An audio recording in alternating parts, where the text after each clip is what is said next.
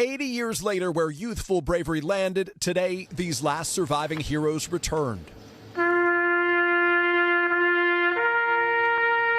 Just above the shores where 150,000 Allied troops waded into the surf and were met by an endless barrage of Nazi bullets. From the president, a solemn tribute. It's the highest honor to be able to salute you here in Normandy once more. All of you, God love you.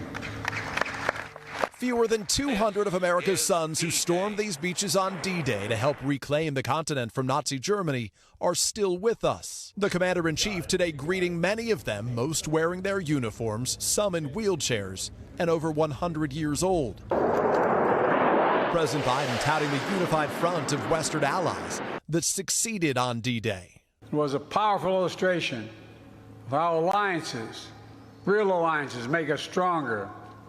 A lesson that I pray we Americans never forget. On this anniversary, the president also harnessing the heroism of that day to highlight the urgent threat that hovers over Europe and the danger of a Russian victory in Ukraine. Will we stand against tyranny, against evil, against crushing brutality of the iron fist? Will we stand for freedom? Will we defend democracy? Among the most poignant and personal moments, Ukraine's President Volodymyr Zelensky embraced by a D-Day veteran. You're the savior of the people. We visited with Tom Hanks, who's helped tell the story of America's greatest generation. We have a few men and women who I see as being 16, 17, 18, maybe 25 years old. Were it not for their choice to come and do the right thing 80 years ago, you and I would not be staying here right now.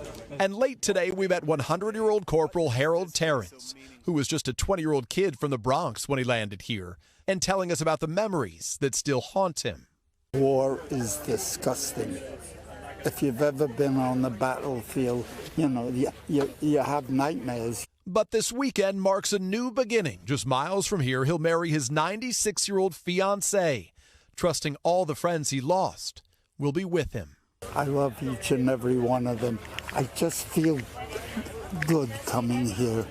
It brings back unpleasant memories, but it makes me feel good that I haven't forgotten any one of them or anything. And Peter, this anniversary event had a special resonance for so many of these heroes.